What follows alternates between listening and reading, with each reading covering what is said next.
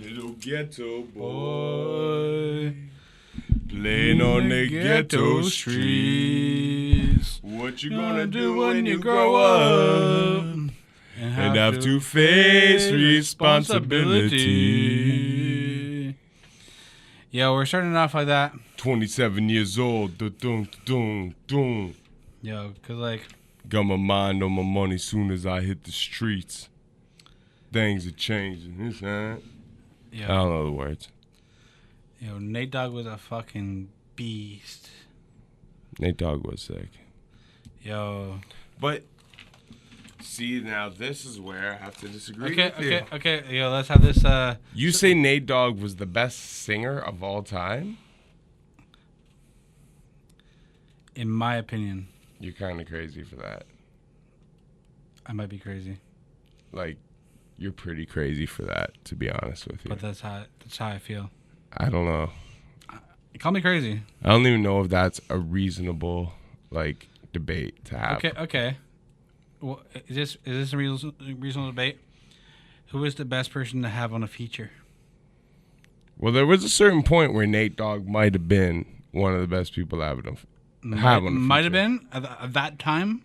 He was definitely the one. Well, no, you were just playing a joint out there I never heard before, and it was like, all right, it's cool because Nate Dogg's on the hook, but like, it didn't pop. But no, I agree with you. There was a time when he was the dude. Like when Fabulous came out, was it "You Can't Deny It"? I'm a fucking rider. You don't wanna fuck with me. What about Gangsta Nation? Dun dun dun dun dun. Fire. These kids right here, really rough. These kids out here about the. And it hit till Nate Dogg spit on it. What did Nate Dogg do? What else in that era? Like shake that ass for me, shake that ass for me. Like Nate Dogg was fire. Till I collapse. Was Nate Dogg the original Akon? Yes. He was. Yes. And then Akon came kind of with more singing. Right after that. Right after Nate Dogg's run. But who was more talented with singing?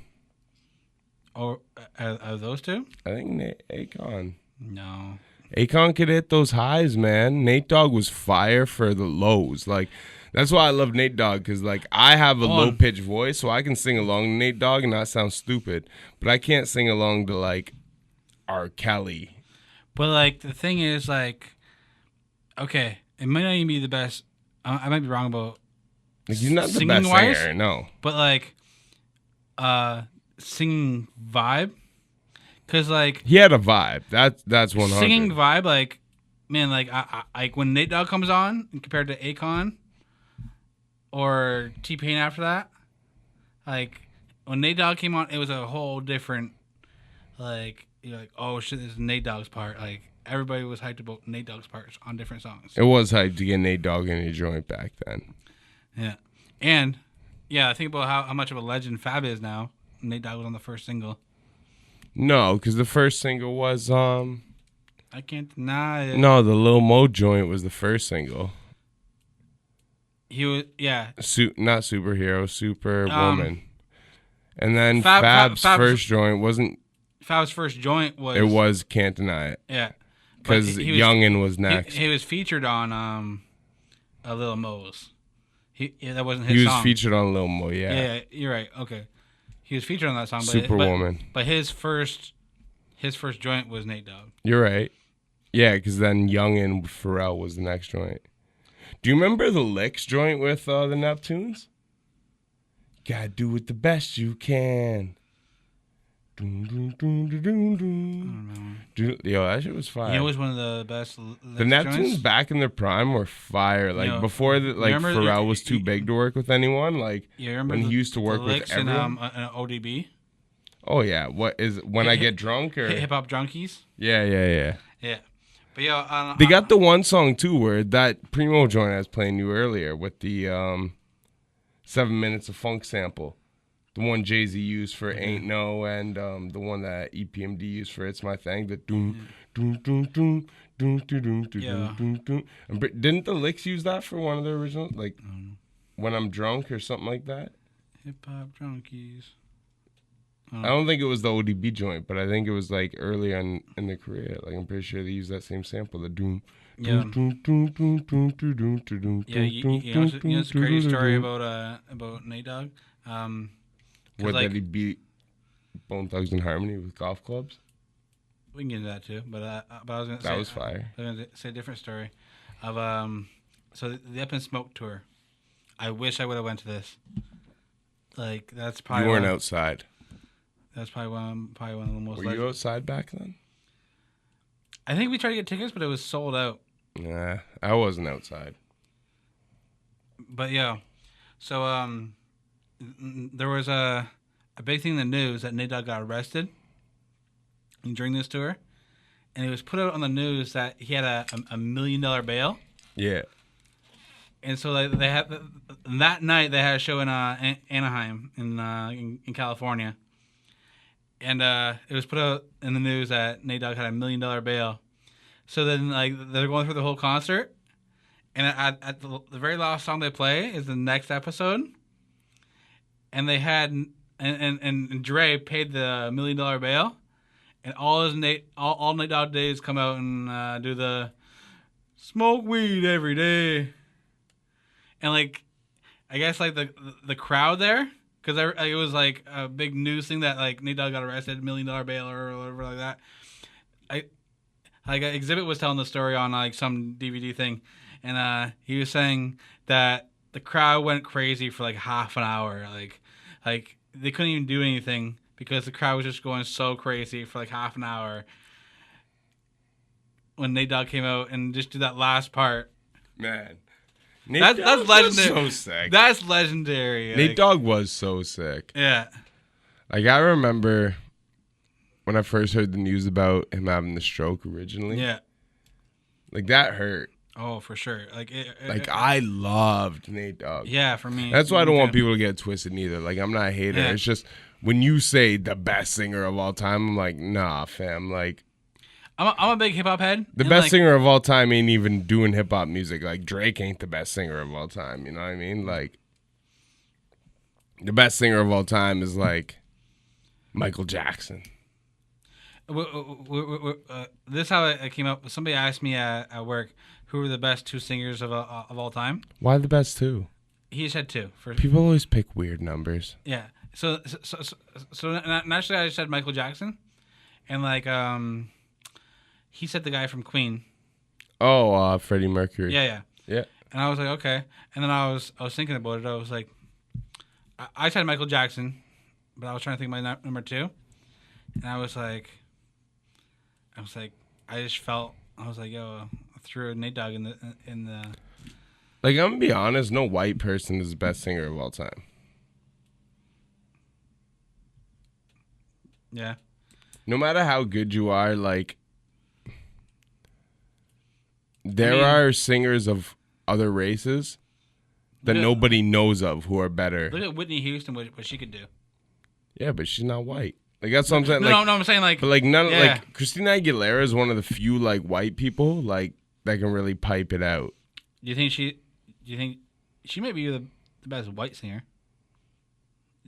Like, it's very possible. She's at least top 3. I wouldn't disagree with that. Like, who in history really like is touching her? Like, there's a few girls like is Celine Dion good like that? I know she's well respected, but is she hitting the types of notes Christina is? Like, I'm not really that well versed on Celine Dion. I'm not big on. There's a couple other white broads who people really respect. Like, people do respect Cher, but not like her like that. Like, who? Like, but as far as a unique style, I was just recently watching the unsung of Nate Dogg, like the unsung shit is sick. Yeah, I watched the special Ed one. Okay. It was kind of cool. Yeah, well, I was watching the Nate Dogg one, and like one of his big solo songs was "Never Leave Me Alone." Okay. And his family said that like he never liked being alone. And like they even said that's probably a big reason why like he didn't have a lot of solo joints, because like he never liked being alone. So he didn't like being in the studio by himself and that kind of. That's cool. Yeah, that's a kind of cool thing. That's like, trippy. Yeah, and like I'm brain farting. He's not from California. He's from a southern state, but then like he got raised his mom was in charge of the choir in the church and shit like that. Yeah. So then like that's how he got into like that Singing and shit? singing. Okay. So then when at a certain age, his mom and his dad got divorced and they moved to Long Beach. And then he met Snoop and he met. So he's not related to Snoop and shit then. No. Okay. No. But one thing after his first stroke, which was kind of cool about the other song, like he went and like he started like in California, like he started building an actual like choir. He started building. Oh, word. He started getting people together, and so like because his mom never wanted to listen to the stuff like he was singing because she was all about the gospel choir And it and was stuff super like that. derogatory shit. Yeah, she was like, yeah, like why are you swearing in this? Like, so like after his first stroke, he went and See, Nate Dogg was mad sick, man. got a choir together and shit like that. I'm like, that's pretty fucking dope. Nate Dogg was sick.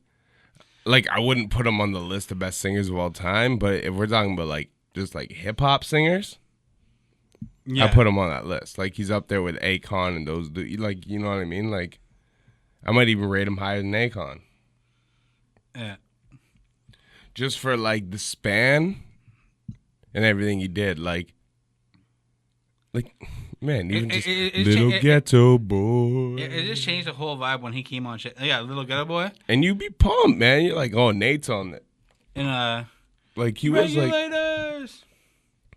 That song is a classic. That's yeah, like that song alone has to be like somewhere in the top like hip hop songs of all time. well, you know what the crazy shit is? Is that everyone You agree? Like I don't know, like maybe like top 50, top 50. top 50 or 100. I'd say top 50. Like it's a good song. I love that song. Yeah. Like, but And I mean, like Yo. in hip hop history, there's so many songs. It's like, and it depends what you're judging them on too. You know what I mean? Like, and a posse cut. What do you consider? You consider 5 MCs or 4 MCs? Like what do you consider like a posse cut? I could tell you what I think some of the best posse cuts of all time are. Ain't No Fun. I mean, you could debate it, but I don't think that's top 10. I think Live at the Barbecue is one of the best posse joints of all time. You know what I'm talking about, Yeah. right? Yeah. I think Live at the Barbecue. The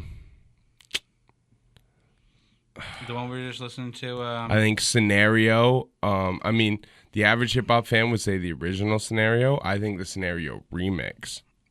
The remix got to me. Yeah. But yeah, I think that's one of the best posse cuts of all time. I think, though I don't like lyrically, I don't think it is. I think for where it stands in history, Buddy might be one of the best posse cuts of all time. Like Okay. De La Soul, yeah. right? With Native Tongues, like it's the only real Native tongue song that exists. And a big boss cut that gets underrated. We were just listening to like, The Game Don't Wait. That's a good posse cut, but see, like posse cuts like that, like the West Coast at a certain point was all about the posse cuts, right? So like, I got 5 on it. like it's not rare to see like Yeah.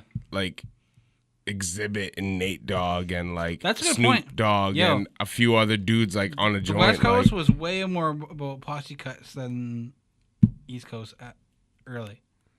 well, I wouldn't say early. I would say the East Coast was on posse cuts first, but I would say the West Coast kind of carried on that tradition. Like, because with the Chronic, They right? probably had more. Well, you got to think, right? Because like the West Coast sound, like no disrespect to Ice-T and like you know, like Spice One and Above the Law and other people who were like doing their thing, but like if you look at the real noisemakers of the West Coast, right? It was basically NWA. Yeah. Ice Cube moved out to New York. So you had Death Row start, and then you had Ruthless Records. Like even one of Eazy-E's solo like biggest records Real Motherfucking G's, the Dr. Dre disc, has got Gangsta Dresta and BG Knockout on it. Like, that's a posse cut. Yeah. You know what I mean? Yeah. Dre's Chronic album, like, the whole album, whether it's a one-two collab. That might be a posse album. It is a posse album. Posse album, yeah. It really is. Like, name me a song on there that Dr. Dre does solo.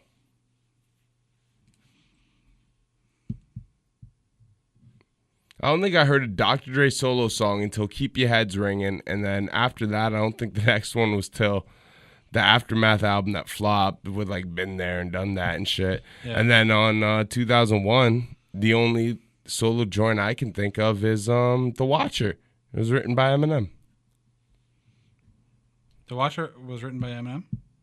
Things just ain't the same for gangsters. Time for changing. Oh, yeah. Okay.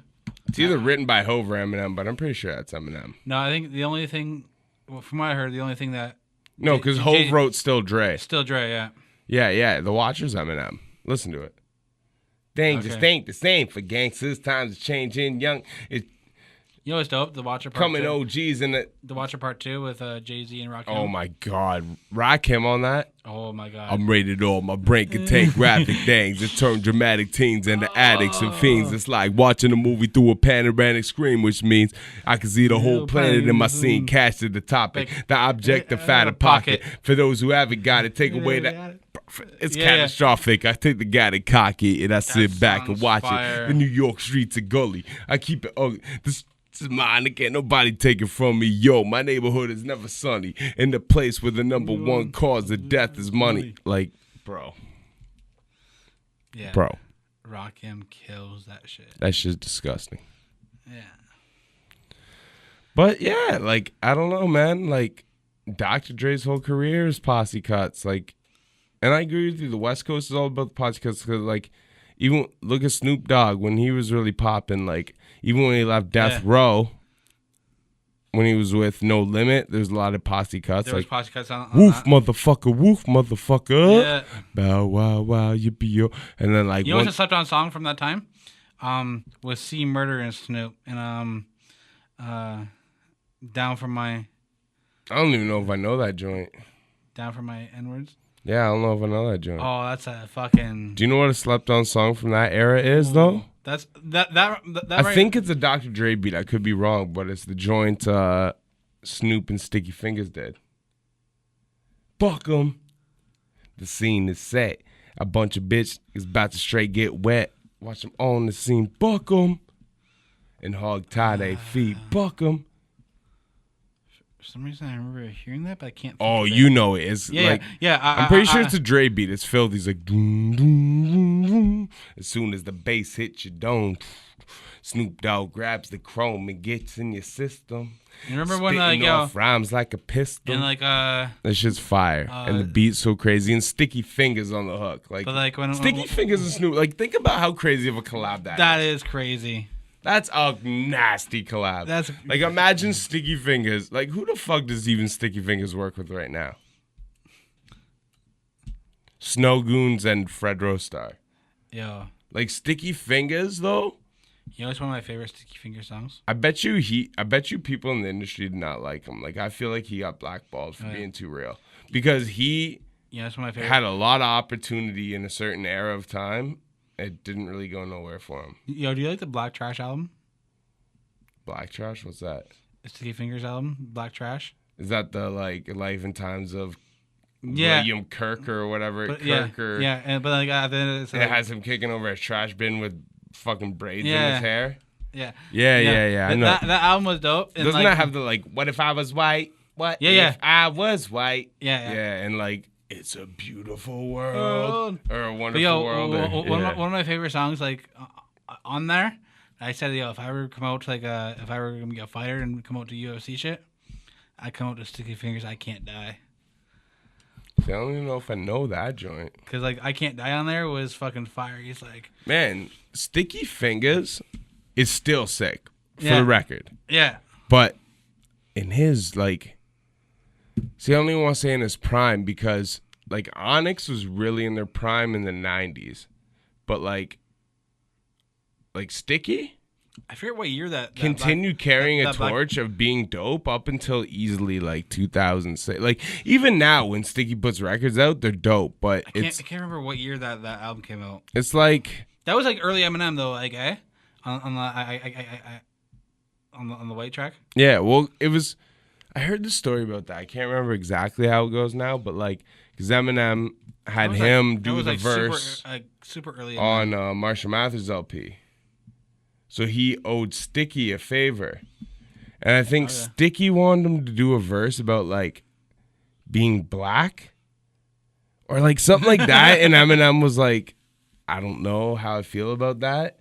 He's like, but I'll do the hook. So it was like, what if I was white? What if white? But I think originally, like, Sticky wanted him to do a verse, but like, like if he was however it was supposed to come off, like Eminem wasn't comfortable with it, especially at that time. But yo, that Black Trash album, like if you listen to it from front to back, like it's a story, like the whole album, like every track goes into the next one. Well, you know what, and that's one thing I think is crazy too. Because like the judge track with a Redman on there. Yeah, you remember that? Yeah, I do remember that joint. But people look at Kendrick like he's the first person to make a cohesive album that's a story. No. And that's why I don't rate Kendrick the way other people do. Because like, he's so good. And I'm like, no, to me personally. He's fire. I think Kendrick's fire. See, to me personally, Kendrick is like a subpar rapper from the 90s that, like, and he's like carries. Subpar. I don't know. Man, like, what is Kendrick's best punchline you've ever heard him spit? Like, I've never even heard him spit a dope bar. He's a good rapper. Like, I've never heard him spit a bar where I'm like, whoa, how'd you think of that? Like, even my favorite songs by him, when I listen to him, I'm like he says some dope shit in some songs, but, like, I've never heard him spit a bar where I'm like, whoa, how'd you think of that? Like even Jay-Z, though he's not the bar out type of dude, like, he has songs like Threat. He has songs like Where I'm From, like Streets is Watching. Like, he has songs that you can listen to and be like, whoa, how'd you think about that? Like, it's like that even. You know what I mean? Like, Hove has those joints, but, like, Kendrick, like, he has a lot of joints that are ill, but it's like, I don't know. I've never really heard him spit a bar where I'm like, whoa, how'd you think about that? Like, yeah. I don't know, like he's a technical rapper without like over technical ability, in my opinion. See, I don't remember like. You have a crazy memory for bars. I'm gonna have to get back to you on that because I'm gonna do my research on like. I think Royce the 5'9's got way more quotables for good bars than like. Man, when I was in LA, we were listening to the Prime album. I don't know about that, bro. The first Prime album alone. Some of the bars Royce spits on there, like, man. Yo. I walked by a so-called tough guy, watched him tuck his chain in.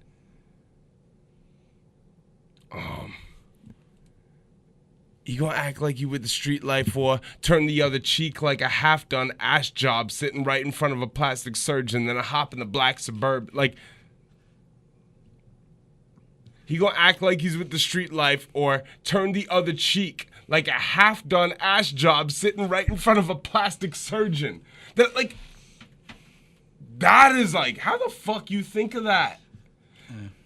Like, yo, because I've been knocking more boots than Kanye critiquing at Steve Madden. I've been knocking more boots than Kanye critiquing at Steve Madden. I'm just a Locks fan with childish thinking. The last time I got arrested for drunk driving, I took the breathalyzer out of the cop's hand and I tried to drink it. That's what I do for my community. Your boo told me what she want to do to me before she dropped on 2 knees and then blew me like an opportunity. That's fire. That's bars. Yeah. Sorry, Kendrick doesn't do that for me. I'm sorry. All right. Yeah, we got some real like hip hop shit. I want to get into some funny shit. All right. Okay, so we've inspired somebody. with one of our episodes, with our mayonnaise episode. This guy at work. Does he put mayonnaise on his dick? I bet you he does. That's so pause. Pause. But we call him Dave Mayonnaise. Okay. So it's like Dave Mays. Dave Mays, but he's not the original source of the mayonnaise. But we are. But he's still Dave Mays. Mayonnaise. Dave Mays. I can't make it work. I'm just calling him Dave Mays. Okay, so like he originally watched our episode of mayonnaise and crackers. Okay. And he had never tried mayonnaise before. All right, first off, if you're a grown person, and like I know how like black people like to clown on white people, like we love mayonnaise. Yeah. I know enough people, first off, I know enough multiracial people who love mayonnaise. But second off, I don't care what race you're from. If you're 25 plus years old and you ain't tried mayonnaise, like you bugging. Right. Especially if it takes like a stupid podcast like the No Condom podcast to make you try mayonnaise, like you super bugging. Like you need to reevaluate life. Right. Like that's crazy. But now that that's nasty. Now that he's tried it every day for lunch, he brings in something that has mayonnaise on it. Like, well, you hit him up with a sour cream glazed donut. He had a donut. I was like, I seen the white on it. I was like, yo, is that mayonnaise on that donut? That's crazy, bro. And like every single meal that he has, like anything white, I just assume it's mayonnaise on there. You bugging. I just assume it's mayonnaise now because like he's all about that. You crazy. And like he puts mayonnaise on his pizza, like as the base sauce, eh? You know how you can? No, he doesn't. You can change your base sauce. You said he never even tried mayonnaise. How does the guy go from never having mayonnaise to it being the base sauce on his pizza? He does it now. I don't believe you. He needs more people. Yo, imagine that mayonnaise as your base sauce on your pizza. That sounds horrible. It does. Like I love cream sauce. Pause. On pizza, like a nice Alfredo or something. You know what I mean? Like or a white cream sauce or on a pizza is fire. Garlic parmesan. Yeah, something like that is fire. Yeah. But mayonnaise, that's whack. Like that's not. That's nothing. That's whack. Like, just dip your normal pizza in mayonnaise. That's something. He does Who the fuck puts mayonnaise on their fucking pizza? As a base sauce. Like, that's nasty. Like, yo, I know we're not the Joe Budden podcast, but we got to give this man a nasty award for making his fucking base on his pizza fucking mayonnaise. Like, that's crazy. Right. That's nasty. And, like, he is, I noticed he's wearing a white sweater for a while at work. Because he got mad mayonnaise on it? I was like, yo, you just wear that because just in case you spill your mayonnaise, it doesn't look like you have a stain on your shirt. Because he rocks mayonnaise all the time, so like if he spills it on his shirt, it's a white shirt, so it doesn't even look like he had anything. So man, we got so much shit we can still talk about. He's prepared for the mayonnaise. I'm done. Like, you put mayonnaise on your pizza, you nasty, man. You could buy, like, the garlic mayonnaise or the sriracha mayonnaise and dip. Okay. Your base sauce is mayonnaise? Like, I'm not fucking with that, man. I'm out. Oh, shit. And this is... You don't put mayonnaise on your pizza for the sauce. That's crazy. Turn this shit off. You don't do that. That's crazy. You know that's crazy. That's fucked. It is. Turn this shit off.